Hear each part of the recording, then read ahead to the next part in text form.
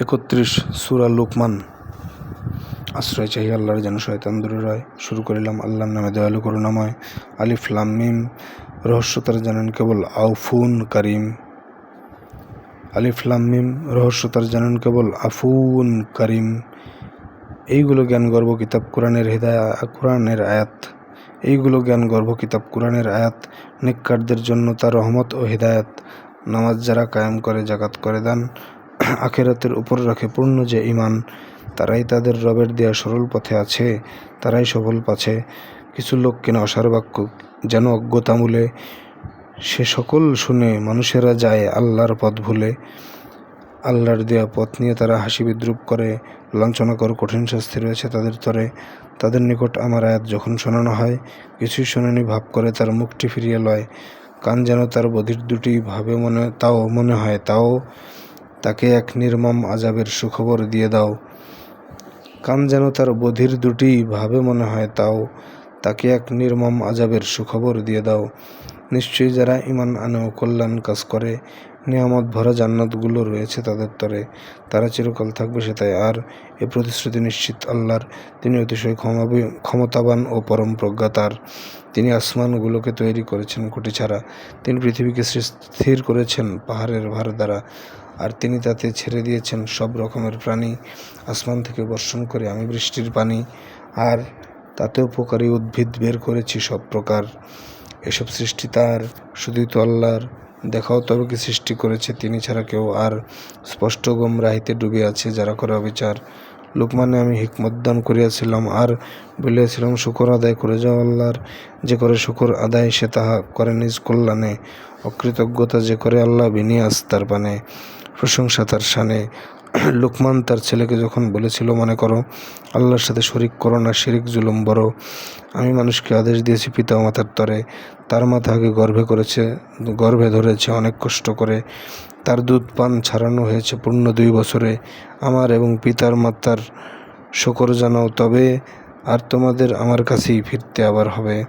তারা যদি চায় কাউকে শরিক করতে আমার সাথে, অজ্ঞতাবশে তাদের আদেশ মানবে না তুমি তাতে। তবে সদাচার করবে তাদের সঙ্গে এ দুনিয়াতে, তার পথে চলো যে শুধু আমার অভিমুখী হইয়াছে। অতঃপর যেন তোমাদের হবে ফিরতে আমারই কাছে, আমি তোমাদের জানাবো তখন কি করে এসেছো পাছে। বৎস আমার, সরিষা দানার মতো যদি কিছু হয়, তা পাথর বুকে আকাশে বা যদি মাটি গর্ভেও রয়, তবু আল্লাহ তা উপস্থিত করবেন নিশ্চয়। সূক্ষ্মদর্শী আল্লাহ, তার কিছুই অজানা নয়। পুত্র আমার, নামাজ কায়েম করো মানুষদেরে, সৎ কাজে দাও আদেশ জানাও, মন্দকে দিতে ছেড়ে। বিপদে ধৈর্য ধরো, নিশ্চয় এটা হিম্মত আর সাধনার কাজ বড়। মানুষের সাথে দম্ভ করো না, চলো না দর্প ভরে। আল্লাহ কোনো অহংকারীকে ভালোবাসেন না ওরে।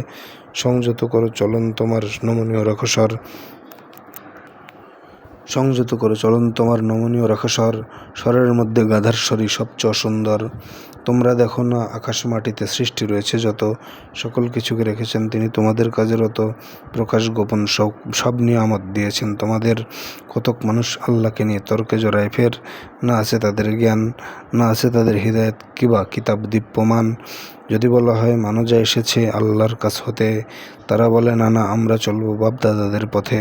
যদি শয়তান তাহাদের ডাকে আগুনের দিকে, তবে তাদের পথেই রবে। আল্লাহমুখী হয়ে যে ব্যক্তি কল্যাণ কাজ করে, সে তো দৃঢ়ভাবে মজবুত এক হাতল আঁকড়ে ধরে। সকল কিছুর শেষ পরিণাম আল্লাহর কাছে ওরে। কেউ যদি করে কুফুরি, তা যেন তোমাকে না দেয় ব্যথা। আমার নিকট তাহাদের ফিরে আসতেই হবে হেতা। তখন তাদের জানাবো যা কিছু এখন তাহারা করে, আল্লাহ তো তাও জানেন যা আছে লুকায়িত অন্তরে। আমি তাহাদের দেব কিছু ছাড় ভোগবিলাসের তরে, অতঃপর মহাশাস্তির দিকে আনব তাদের ধরে। জিজ্ঞেস করো আকাশ পৃথিবী, বলো তো সৃষ্টিকার, তারা বলবেই আল্লাহ, বলো প্রশংসা আল্লাহর। তবুও তাদের অধিকাংশই মর্ম জানে না তার। আকাশ মাটিতে যা কিছু রয়েছে সব কিছু আল্লাহরই, তিনি সকলের অমুখাপেক্ষী, প্রশংসা সব তারই। পৃথিবীর সব গাছ যদি হয় কলমের মতো, আর সাগরের সাথে 7 সাগরের কালি হয় একাকার, তবু আল্লাহর কথা মালা লিখে শেষ তো হওয়ার নয়। আল্লাহ মহাপরাক্রমশালী, মহান প্রজ্ঞাময়। যেন তোমাদের সবার সৃষ্টি আর পুনরুত্থান আল্লাহর কাছে কঠিন তো নয় একজনের সমান। আল্লাহ তো সব শোনেন ও সব কিছুই দেখতে পান।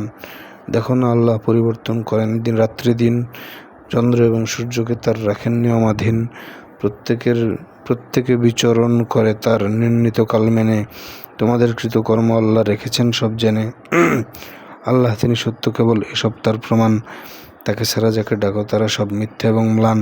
নিঃসন্দেহে আল্লাহ তিনি সমুচ্চ সমহান। দেখো না সাগরে জলযান আল্লাহর অনুগ্রহে চলে, তিনি তোমাদের নিজের নিদর্শন দেখাবেন বলে। এতে আছে সেই ব্যক্তিত্বের অনেক নিদর্শন, যে কিনা পরম ধৈর্যশীল ও কৃতজ্ঞ সজ্জন। ঢেউরা যখন মেঘছায়া রূপে তাহাদের ফেলে ঢেকে, তারা তখন শুদ্ধ হৃদয়ে আল্লাহকে উঠে ডেকে।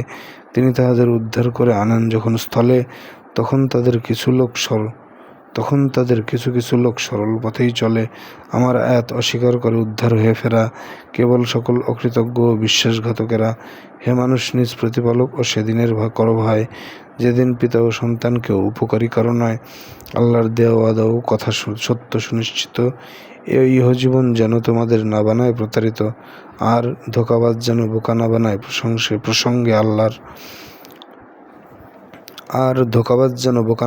প্রসঙ্গে আল্লাহর। কিয়ামত সম্পর্কিত জ্ঞান আছে আল্লাহর কাছে। তিনি বৃষ্টি ঝরান, জানেন জরায়ুতে কি যে আছে।